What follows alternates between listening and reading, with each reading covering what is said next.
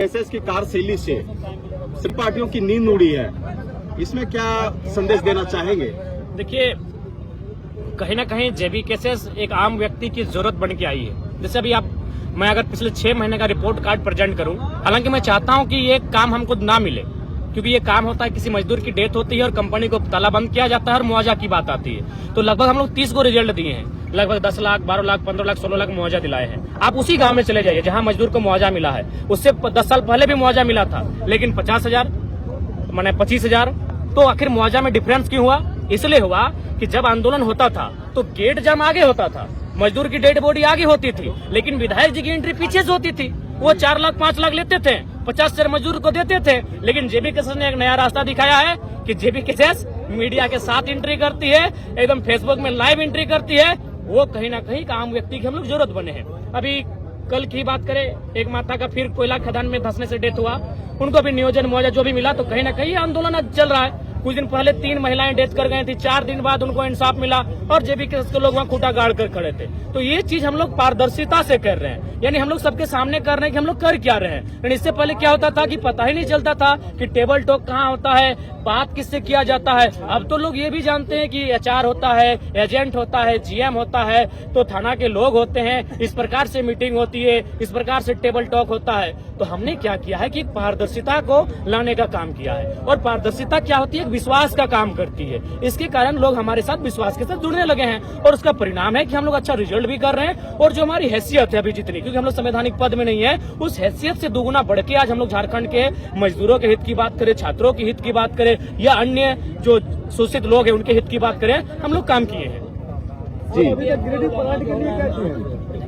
देखिए, सीएनटी का उल्लंघन मुख्यमंत्री इसलिए करना चाहते हैं क्योंकि मेरे भाषण को उन्होंने भी सुना है कि एक आदिवासी का जमीन आदिवासी खरीदेगा, लेकिन थाना के अंदर खरीदेगा। और मुख्यमंत्री क्या किए हैं कि थाना के बाहर जमीन खरीदे, थाना नहीं वो तो जिला के बाहर खरीदे हैं। घर उनका रामगढ़ है, जमीन उन्होंने खरीदा है कहाँ? गिरिडीह में, धनबाद में, बोकारो में, दुमका में और बहुत सारे जिलों में खरीदा है। तो ये क्या है, वो अपने आप को बचाने के लिए बाकी आदिवासियों को बलि चढ़ाना चाहते हैं, सीएनटी का उल्लंघन करना चाहते हैं। और अगर सीएनटी जैसे जैसे कमजोर होगा, आदिवासी मूलवासी का रक्षा कवच टूटेगा और यहाँ के लोग लगातार भूमिहीन हो जाएंगे, पलायन होंगे और फिर जो एक शब्द होता है गुलगुलिया बोलना नहीं चाहिए, उसी दशा में ये जीवन यापन करेंगे। आपका सवाल था गिरिडीह का। देखिए, गिरिडीह की जनता जब तक आंदोलन नहीं करेगी, क्योंकि हमारे यहाँ 24 जिला है, 264 प्रखंड है, 32 शहर गाँव है, 32 शहर समस्या है। स्थानीय लोग जब तक मजबूत नहीं होंगे, स्थानीय लोग जब तक नेतृत्व नहीं करेंगे, जरा मत आगे क्या करेगा बताइए। स्थानीय लोग मजबूती के साथ आगे बढ़े, हम आपके साथ हैं। जेबी केसेस क्या करेगी? पूरे झारखंड में अपनी पार्टी को उतारेगी? हाँ, हम लोग देखिए लगभग मैक्सिमम लोकसभा की सीटों पर, क्योंकि हमें लगता है कि बहुत सारे ऐसे मुद्दे हैं जो केंद्र के मुद्दे हैं, केंद्र तक हमारी आवाज जाना चाहिए। नेशनल मीडिया में हमारे मुद्दे गौन होते हैं। तो जब हमारा एमपी जीत के जाएगा तो मुझे लगता है केंद्रीय मीडिया के सामने, नेशनल मीडिया के सामने हमारा स्थान मिलेगा। और जब हम वहाँ तर्क के साथ अपनी बातों को, बाकायदा डाटा कलेक्शन के साथ जब अपनी बातों को रखेंगे, बीसीसीएल के आंकड़ों को दिखाएंगे, एचईसी के आंकड़ों को दिखाएंगे, टाटा के कारनामों को दिखाएंगे, बेरोजगारी को दर्शाएंगे और खनिज संपदा की जो लूट मची है, उन चीजों को जब हम लोग प्रेजेंट करेंगे सदन में ले जाकर नेशनल मीडिया हाउस में, तब मुझे लगता है झारखंड के प्रति लोगों का नजरिया भी बदलेगा और लोगों को सच में आभास होगा कि झारखंड एक हमारा छोटा भाई के स्वरूप है, हमारे देश का एक राज्य है, लेकिन उसके साथ इतना अन्याय, उसका उन्हें आभास होगा। और मुझे लगता है तब कहीं ना कहीं एक बेहतर झारखंड की ओर हम लोग बढ़ेंगे। आप बोलते हैं लगभग सभी लोकसभाओं में चुनाव लड़ेंगे, लेकिन गिरिडीह और धनबाद के लोकसभाओं में ज्यादा आपकी फोकस और सभाएं रहती है। देखिए, सबसे पहली बात इस चीज को आपको जानना होगा कि सबका एक केंद्र बिंदु होता है। नरेंद्र मोदी लाख पूरे देश में चुनाव लड़ते हैं, हेमंत सोरेन लाख पूरे राज्य में चुनाव लड़ते हैं, लेकिन वो बरहेट दुमका उनका चूंकि बेस है, नरेंद्र मोदी का अभी बनारस को बेस बना के रखे, सबका एक बेस होता है। देखिए, चुनाव का मतलब क्या होता है कि आप शुरुआत एक जगह से होती है, लेकिन जब आगे बढ़ते हैं तो उसका प्रचार फैलता है। आग छोटी सी होती है चिंगारी, लेकिन वो धकते धकते फैलती है। तो हमारा बेस कहीं ना कहीं धनबाद बोकारो, ये सर्वमान्य है, ये सर्वविदित है। तो हम लोग अपने बेस में है और बेस के आधार के बाद हम लोग बढ़ रहे हैं। ऐसा नहीं है कोडरमा लोकसभा में है, फिर हम लोग कुछ दिन बाद दुमका लोकसभा में दिखेंगे। लगभग 20 जिलों तक हम लोग पहुंच चुके हैं। उम्मीदवार की घोषणा कब तक होगी? उम्मीदवार की घोषणा मैंने नए साल के स्टार्टिंग में हो जाएगी। कहाँ से चुनाव लड़ेंगे जरा मत हो? कौन सा लोकसभा होगा? पेपर लीक के बारे में हम ये कहना चाहेंगे कि छात्रों के साथ इस राज्य में लगातार छल कपट किया जा रहा है। और इसका कारण है कि जो लोग कभी छात्र जीवन में फेलियर रहे हैं, जो लोग कभी छात्र जीवन में मेहनत नहीं किए, संघर्ष नहीं किए, वे लोग नेता मंत्री बने हैं। घरों में 5 नॉन मैट्रिक है। तो छात्र की दर्द को वही ना जानेगा जो हजारीबाग के 10 बाय 10 के रूम में अपने शरीर को गलाया है, जो घर से चावल ले जाके रांची के हॉस्टल में पढ़ा है। आप मंत्री किनको बनाए हैं जो 5वां पास किए हैं? तो छात्रों के साथ खिलवाड़ इसलिए हो रहा है कि पढ़े लिखे गवर्नेंस यहाँ नहीं है। तो छात्रों को भी ये भी सोचना होगा, आंदोलन भी करना होगा और पॉलिटिक्स के बारे में भी उन्हें अपनी सोच को मजबूत करना होगा। जयराम महतो कहाँ से चुनाव लड़ेंगे? देखिए, हम चाहेंगे उसके लिए आप मीडिया जगत के बंधु हैं, देव जी हैं, आप एक सर्वे कीजिए। आंकड़ा बता रहा है ये कि हजारीबाग, कोडरमा, गिरिडीह और धनबाद और रांची, ये जगहों पे जो है, इन जगहों पे आपका मजबूत संगठन दिख रहा है। तो इनमें से कहाँ आप करेंगे? देखिए, हम लोग अभी उम्मीद करते हैं कि हम लोग पहाड़ वाले हैं, तो पारसनाथ पहाड़ है, झुमड़ा पहाड़ जहाँ है, देखेंगे। मतलब साफ साफ जाहिर कर रहे हैं कि गिरिडीह लोकसभा में आपकी तैयारी चल रही है। देखिए, अगर आप रांची का रिपोर्ट ला के देंगे तो देखेंगे राजधानी भी कोई बुरी नहीं है। क्या जयराम महतो सत्ता का लाभ लेना चाहते हैं कि 2 साल से तैयारी चल रही है? देखिए, तैयारी जनता कर रही है। हमने पहले ही कहा है कि देखिए, हम लोगों ने कि हम लोग थोपा हुआ लीडर नहीं बोलेंगे, बनेंगे। जनता जहाँ चाहेगी, हमें जहाँ उतारेगी, हम लोग उतर जाएंगे। तो अगर जनता चाहेगी तो कोडरमा से ही लड़ जाएंगे। अभी आप कोडरमा लोकसभा क्षेत्र में हैं। कोडरमा लोकसभा अभ्रक की नगरी बोली जाती है। यहाँ के पलायन का मामला बहुत ज्यादा है। तो आप किन मुद्दों? देखिए, इसके लिए माइंस एक्ट में आपको सुधार करने की आवश्यकता होगी, लेबर एक्ट में आपको सुधार करने की आवश्यकता होगी, और ये सेंट्रल विषय है। तो सेंट्रल में जब तक कोई तर्क से, देखिए सबसे बड़ा चीज है आज नेताओं का आप बयान देखते हैं, क्या बयान होता है? हिंदू मुस्लिम पे बयान होता है, इंडिया पाकिस्तान में बयान होता है। तो ऐसे बयान नहीं होने चाहिए, तर्क होना चाहिए। किसी भी पॉलिसी पे अगर चर्चा करें, तर्क होना चाहिए। तो आज तक मेरा मानना है कि झारखंड में कोई लीडर का माइंडसेट ऐसा है ही नहीं जो तर्क से वहां प्रेजेंट कर सके कि झारखंड की समस्या क्या है।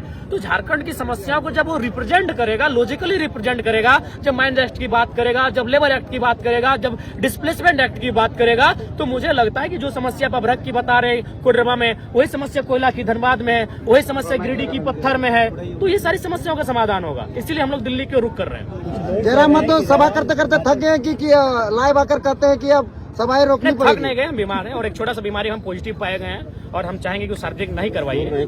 आप चाहेंगे तो डॉक्टर का रिपोर्ट मेरी जेब में है, दवा मेरी गाड़ी में है, आपको दिखा सकते हैं।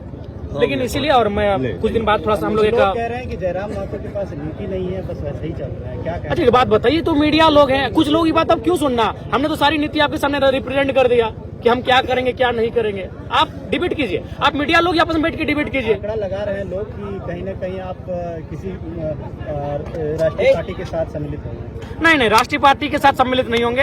हम लोग इंडिपेंडेंट रहेंगे, झारखंड के मुद्दों के साथ रहेंगे। नहीं तो देखिए, माननीय प्रधानमंत्री आए थे लेकिन 1932 में बात नहीं कर पाए, चुपचाप। अभी तक आपका जेबीकेएसएस का रजिस्ट्रेशन नहीं हुई है, पार्टी का लोगो नहीं आया है, सिंबल नहीं आया है, तो लोग यही समझ रहे हैं। अरे कोई पार्टी को उठा लेंगे, बहुत सारी पार्टी जमीन के नीचे दफन है।